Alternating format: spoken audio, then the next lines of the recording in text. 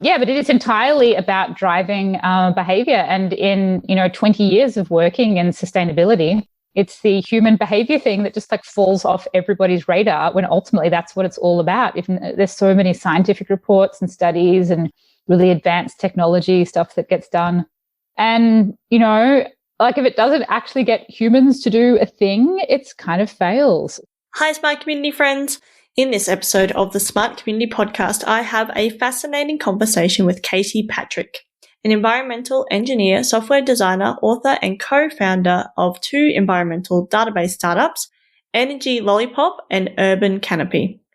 We begin our conversation by Katie telling us about her background as an environmental engineer, how she transitioned to running her own publishing company to now her own startups.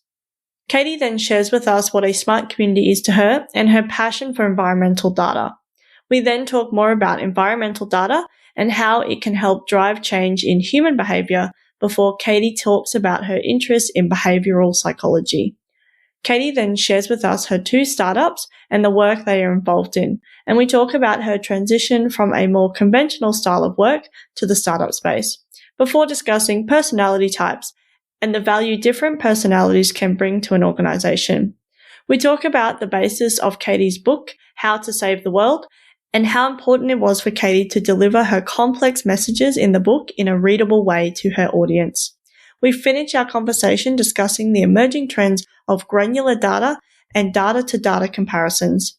As always, we hope you enjoy listening to this episode as much as we enjoyed making it. Welcome to the smart community, smart regions, smart towns, and smart cities. It's where we live, work, and play. With smart communities, the future starts today. Big data, smart mobility, emerging trends galore. The Smart Community Podcast is what you're looking for.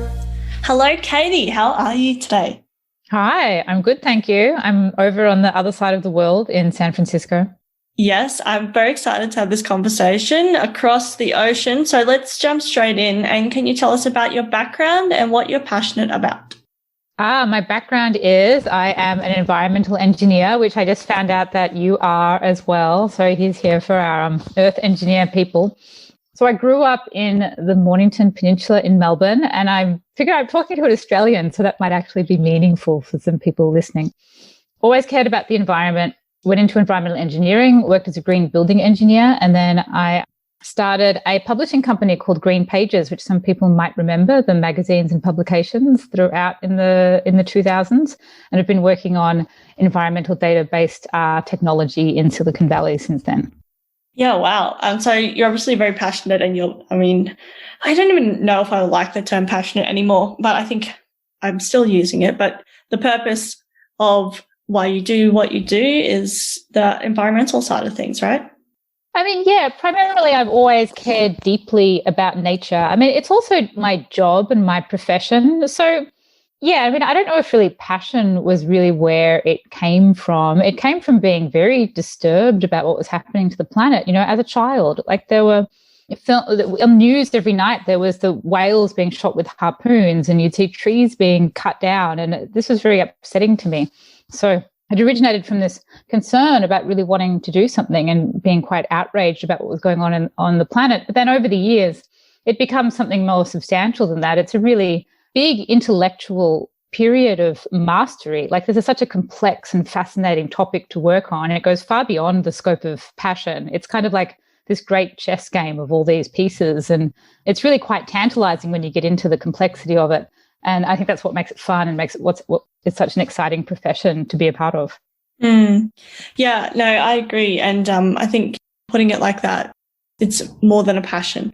And I think that's a lot of the work that, I get involved with as well. It's like people ask me why I'm in the space and, I used to use the word passion quite a lot, but you're right. It goes beyond that and further than that. So yeah, thanks so much for sharing. We're going to go high level and then I want to jump straight into tell us about your business, et cetera, et cetera. But we're going to go smart communities. So what is a smart community to you? Oh, well, I don't really use the word smart community, so I don't so much think about it in that term. But what I am really interested in is getting good quality environmental data, which is, I suppose, what it means to be like a smart city. And so what has really obsessed me, let's say not passion, intellectual obsession, is trying to figure out how to get real-time data feeds of environmental impact and show them to people, kind of like a Fitbit for the planet. That's the phrase I use to describe it. Can you get data and can you show it to people in a way that's going to give them agency to take action? So if I go and take a shower, I really have no idea how many liters of water I use in my shower. I have no idea how much, kilowatt hours of electricity my apartment is using now. Most people, you really wouldn't even know how many liters of petrol your car has used. All this data is completely invisible to us as individuals and also as cities and as governments. It's not that good either, right? So if I was to see all these numbers the same way I would see a Fitbit in my, on my wrist, then that could enable me to do better and the design of that to do better. And we still need to have a lot of work to do on that data. It's not anywhere near as good as it should be or it could be. And that's what I work on, which is an important kind of circulatory system of the whole smart cities kind of concept. I don't work on the human side of data that much. It's very much just about environmental impact. But we need a whole lot more data. And when we have the data, we can really use it to drive action in a way that it can be really hard to get people to do stuff and take action if you don't have these data tools. Yeah, absolutely. And I really like what you said there about if we this invisible data that, I think about this all the time, how much am I actually using when I'm doing ABC? Is this choice better than this choice? And you're basing that choice on whatever data you have available at the time, whether there's anything or whether it's just, even just, it's not real data, right? It's just a thing that you thought that somebody told you one time that it was better to do that than that because of whatever reason. So I think that making that invisible data visible to people, because then it shifts behavior, right? And I find it interesting that you say you don't work on the human side of things, but because when I was kind of flicking through your book, it's very much about behavior change. But I guess what you mean is you're working on the pulling that data in so then you can make it available to the humans rather than, rather than thinking more about, well, what does this mean for humans? But it's like that environmental side then feeding into what humans can then do with it.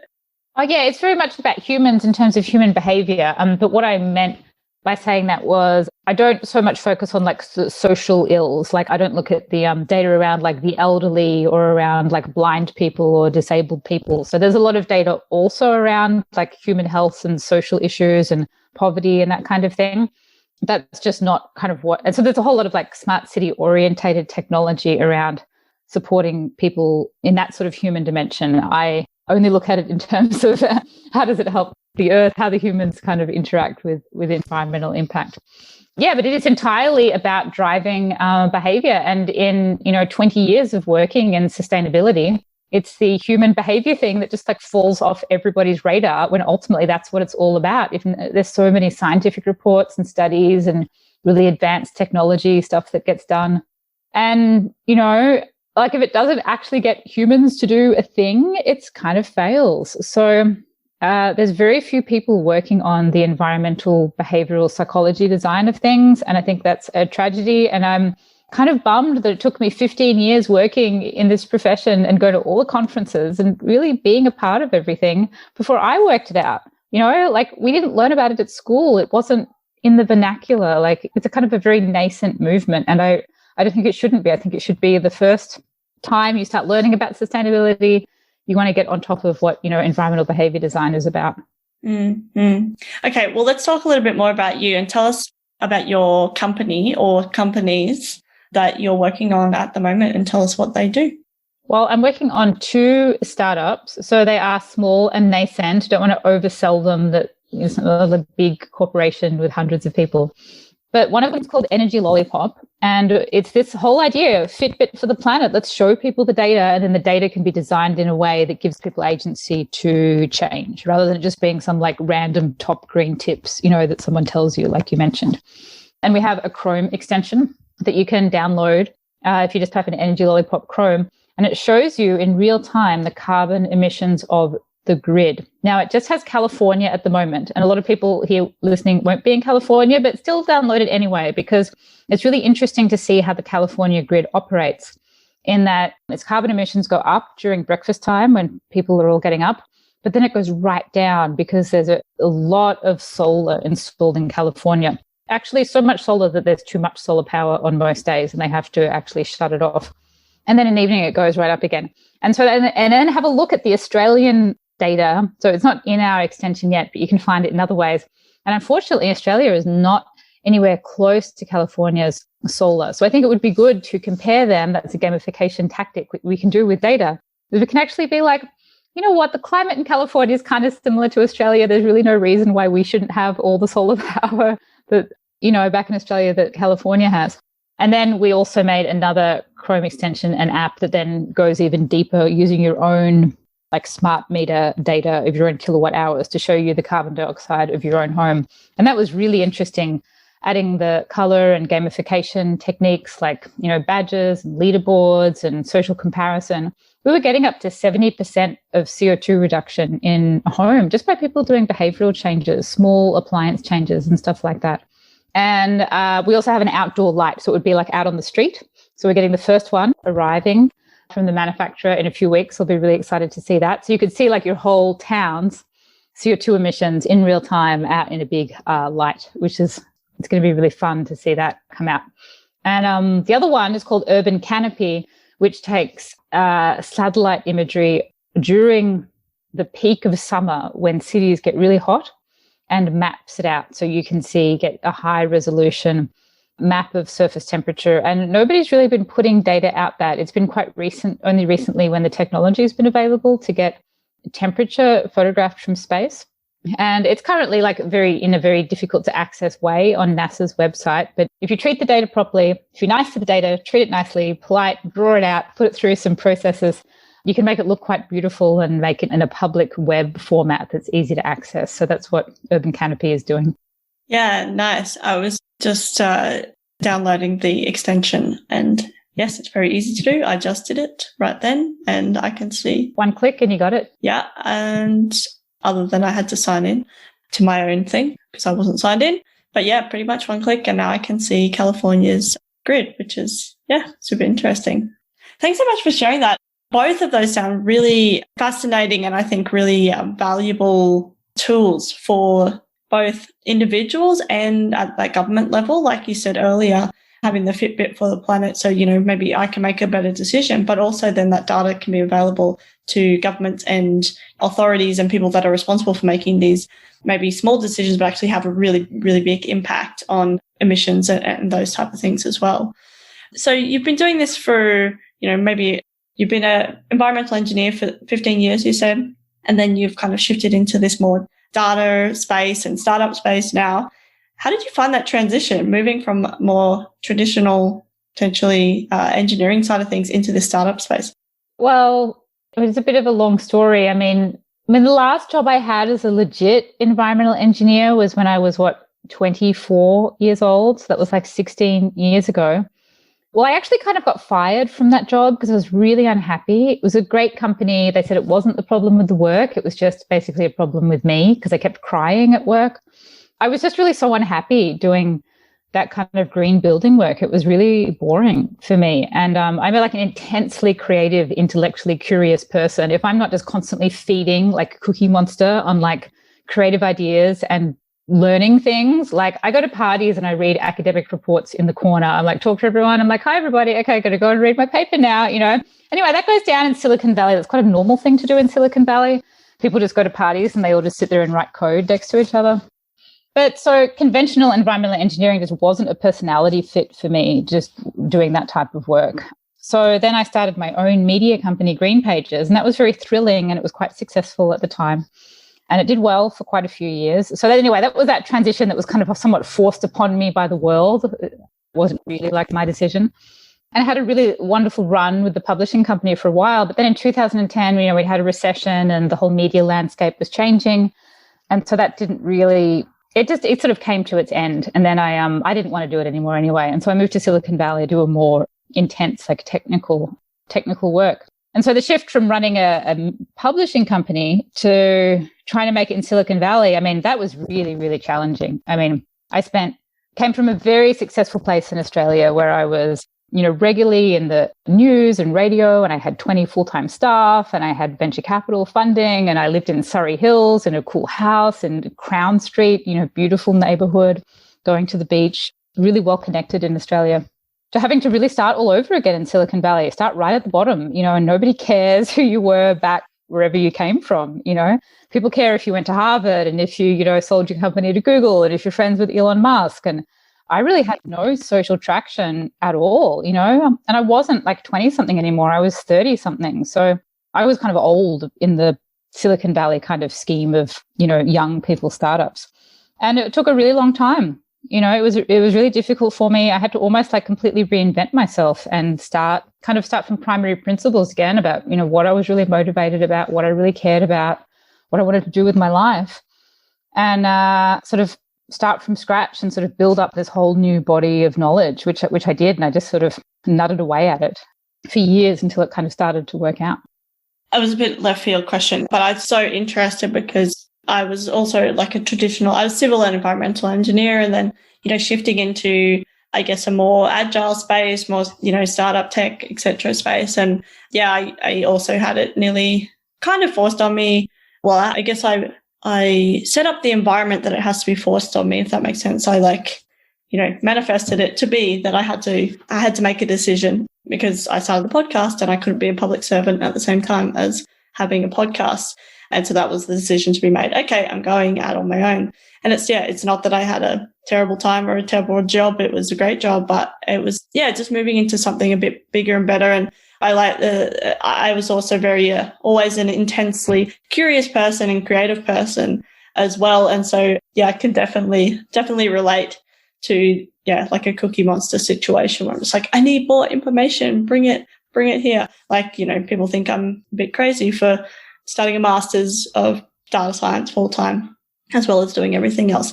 But I think I find it very hard to just sit and do nothing rather than, I should spend this time just feeding my brain. Anyway, blah, blah, blah. Let's talk back to you. Tell us about your book, How to Save the World.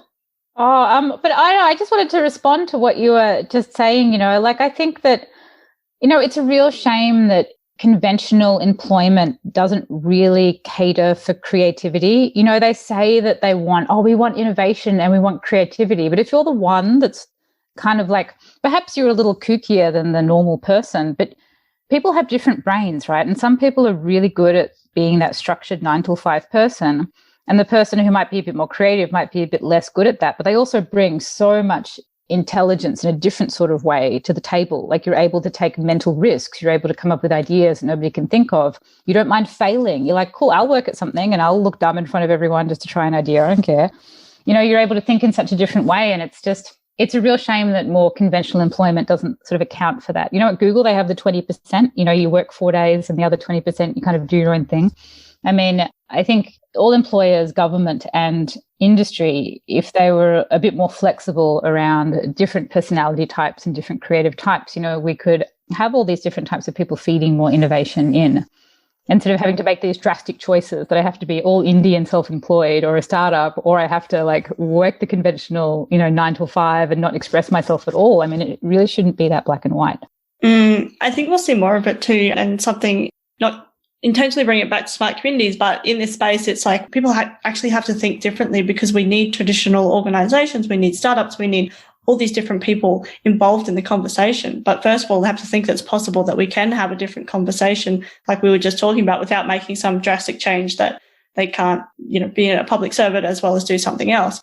And I think we'll see more and more of it because it'll be demanded, particularly, and I don't even think I don't want to say like younger generations coming through, but it will be the way we work is completely shifted. It'll be common for people to be doing more than one thing, but their time is dedicated for this job or whatever the case may be, this activity. So we'll have to learn how to do that better as well, I think, both from an employee or contractor or staff member or whatever, and the employer side. So I think like we've seen it a little bit with COVID, like that people have had to shift and change and do things a bit differently, but some of that stuff has to stick. Otherwise, we will end up with just, these kind of even like silos of creative people. But actually, if we were together in the same company, maybe we can have bigger and even better ideas. So I don't think it's not a one size fits all. Some people are going to do much better and then start up by themselves and then hire people, but other people as creative, but actually won't be working for somebody else and input into their company or whatever the case may be. Yeah, it's a time to break out of the silo. All my conversations today has been a breaking out of the silo day. All my meetings have been anti-silo themed. Let's talk about your book, How to Save the World. Big title, bold title, love it. Yeah, it is a big title, but when I explain the title, it makes a bit more sense.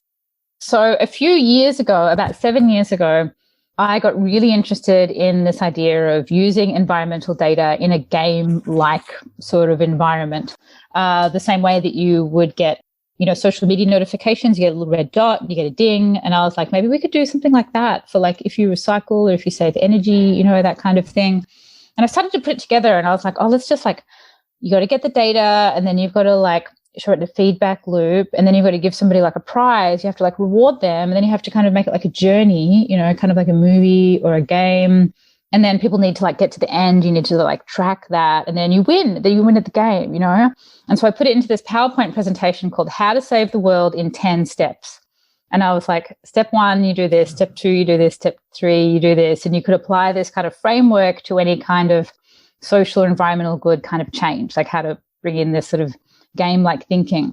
And so I put together like the 10 steps. And then the nature of why it's called like How to Save the World instead of like What to Save the World, when people are telling you like green tips and how to solve climate change and stuff, they're really saying what you need to do. Like we need to put in, like 100,000 megawatts of solar, or we need to make this particular thing illegal, or we need to stop logging. They're telling you what you need to do. Very few people are telling you how to do it. If I had to say to you, like, Zoe, can you please figure out how to get 2,000 homes in your suburb to put on solar power? You would be like, okay, I've given you the what, the easy part. Okay. And now you're like, how do I actually do that? How do I influence people? How do I communicate with them? How do I get all these different people to like understand my idea and want to do it and then not say no? Like there's just like so much. And that's when you get into like the human psychology of how to influence people. And there is a way to do it. So in the how in my book, it's very specifically about digging deeply into the academic research about what the human psychology of trying to influence people to do stuff. So everybody working in an environment has a what, they're missing the how. Okay, how do you get everybody in? And it's a really big body of knowledge. Like, how do you psychologically influence people to do the environmental stuff you want them to do? And so my book really dives into that. And it's really the only one that does. I mean, there's only one other book that I found that really gets into environmental psychology, and the other book doesn't go into the whole like data design part. So I wish there was more people out there writing and talking about this stuff. So hopefully I'll be able to like crack open the wall or whatever of this body of knowledge. Yeah, no, absolutely. And I love the diagrams, and I love the way the book is set up, because it feels really friendly, as well as, having some rich, deep information, based on science and data, et cetera, et cetera. So I just wanted to let you know that I really enjoy it. Oh, thanks. It is friendly. It's friendly and easy to read. Yep, it's definitely friendly. Like I found the reason I started the podcast, right, is because I wanted an accessible, friendly way for people to just get involved, because people go, oh, smart cities. Oh, I don't know what that is, tech data, whatever. I can't talk about that. But actually we need more people involved in the convo. So, I mean, I also try to embody that friendliness. Hopefully I come across as friendly. One of my deep insecurities about being a nice person. But yeah, just being accessible and being able to, okay, cool, I can do something with this, which is something that I think is really important, and in the data space gets lost, because we get lost in the tech and the models and the statistics and all that type of stuff. But actually we want to shift people's perception of, or not even perception, but just, okay, well, what can I do with it? That's really great. You and I could nerd out on some kind of model or something like that. But then what do we want people to do with it is really, really important.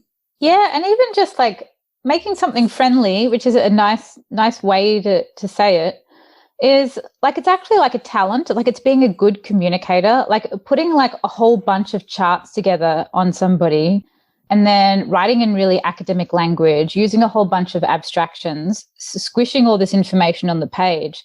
You might be like technical or whatever, but making something difficult to digest. In the psychological literature, it's called cognitive load. Adding extra cognitive load basically directly reduces the amount of engagement. So my book isn't friendly just by accident. Like, I read multiple books on how to do copywriting. I used to run a publishing company. I've read many books on sales psychology. Like, it was on purpose with great effort, made into something that was really nice and consumable. And the concepts in it are actually very big and complex, and there's a lot of academic research cited. But the fact that you can read through it from beginning to end and have a pretty nice experience, it's not too hard to read. There's no long, crazy, weird sentences. Like, that's the effort into the communications. And so I just think everybody in the space has to just like sort of check themselves and not put out just really crappy stuff. That just because it's complicated doesn't mean it's good. Like, just because your paragraph is hard to understand actually makes it bad, doesn't make it good. And I think everyone really needs to put in the effort to refine what they do to make it feel nice to people. Yeah. No, thanks so much for saying that and adding that. I've had a number of conversations on it that, you know, the reduction of, you know, the value of expertise is not necessarily, is directly related to the fact that the communication side of things isn't done well. And I agree. I think it's actually it's a talent and it's a skill set in itself that is so undervalued. Making something simple out of something that's super complex is definitely a skill set and talent, and we need more of it, because otherwise we will end up with things that look great but actually aren't based on expertise or data or science or whatever, and people will listen to them and read them and do the thing that they said that they're told to do. We actually need more of, okay, well, this is friendly, accessible, whatever, but actually it's based on real stuff, evidence, et cetera, et cetera. So yeah, thank you for putting that into the world, and thank you for your talents in this space. I appreciate it, and I think everyone else does too. Okay, I can't believe the time. I feel like we haven't been talking that long, and I've had such a great conversation already. But anyway, we haven't finished yet. Let's go to the future. Can you tell us what are the emerging trends that people aren't talking about enough? Okay. I think one of the emerging trends that people aren't talking about enough, especially anywhere in science or sustainability, is the potential to get more granular data and to use it to compare different people to people, buildings to buildings, houses to houses. When you look through all of the behavioral science, one of the most powerful things you can do that drives people to take action is, you know, how you and I would compare to each other, saying you do 20% better or worse than that person. And a lot of the times the data that we don't get data that's granular enough to compare people. You'll just get, for example, like the EPA has an air pollution sensor. They only really have one per city, right? So you can kind of compare city to city, but the reality of air pollution is every block to block is different. Even like 3 houses away, it can be quite different if one's on like a busy street and one's got some trees in front of it, right? So only recently there's been started to collect this more granular data with like cars that drive around, and they capture like every single city street. And so when you've got that, you can actually send somebody a message, or they could look it up on an app and be like, oh, your house is actually like 30% worse than another house like 20 meters away, right? And so that's the data to data comparison that is the magic key, I believe, in my hypothesis. That is the magic key to really driving this change. When people can compare everybody to everybody else, it really gets people's goat that they need to do something.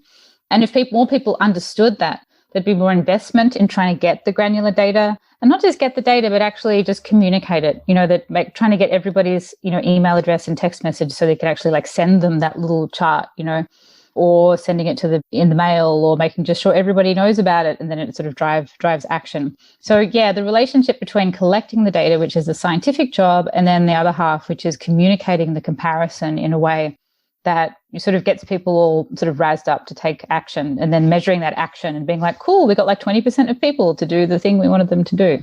Yeah, and I think even just from a larger scale too, then they can go, well, this place looks exactly like this place. What are those smaller things that we're not thinking about that are actually changing the effects of air quality or whatever the case may be? So yeah, it may look exactly the same from the outside, but actually there's something going on there that is a little bit different, but you won't know until you see that data, and then you can actually dive deeper and go, oh, well, what can we do differently? And it's not necessarily the person living in that house, but actually it's the local government agency or whatever the case may be. Yeah, and you've got things happening, the government needs to see it from everyone's point of view as a kind of a bird's eye thing. And then when the government can see the data, then they can start bringing in policies or programs to try and affect that. And they can also design things that, sometimes you really do need individual people to do stuff as well, like switching to electric vehicles. That's something that the government can sort of press on people, but ultimately it's the individuals that have to do it. So you've got this constant interplay between both. And also there's this phrase like kaizen, this Japanese word that I mentioned in the book. Like when you've got data out there and you were talking about different people innovating on that.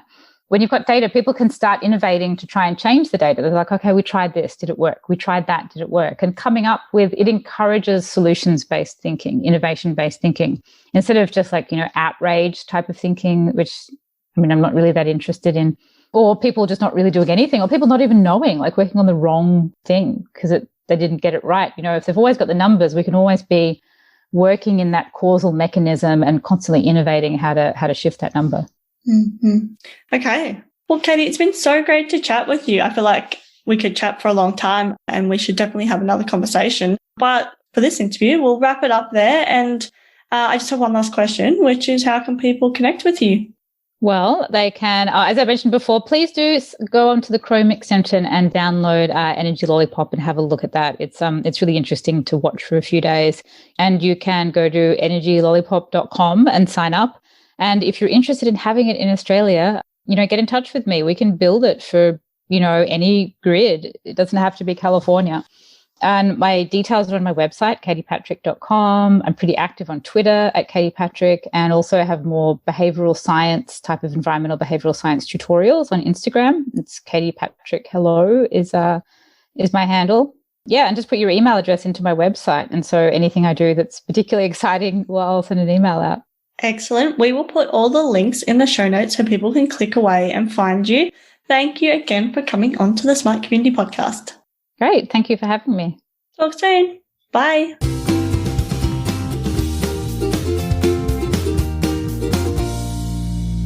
Are you looking for an engaging speaker, MC, or facilitator for your next big event? Then we've got you covered. Zoe is a go-to speaker, MC, and conversation facilitator with a difference. She's a master at simplifying the complex and making connections you might never see. Book Zoe for your next event. Email hello@mysmart.community or head over to her speaker page, www.mysmart.community/speaking. Thanks so much for listening to the Smart Community Podcast. Show notes for this episode and all other episodes are available on our website, mysmart.community/podcasts. If you have any questions for us or any of our guests, you can email hello@mysmart.community. You can also find us on the socials. We are on LinkedIn and Twitter @SmartComHQ. That's com with 2 M's. If you are enjoying the podcast, please hit subscribe so you never miss an episode. And we would love for you to leave us a rating and review at wherever you listen. This really helps us reach more ears and eyes, so thank you for your support. As always, we hope you enjoyed listening to this episode as much as we enjoyed making it.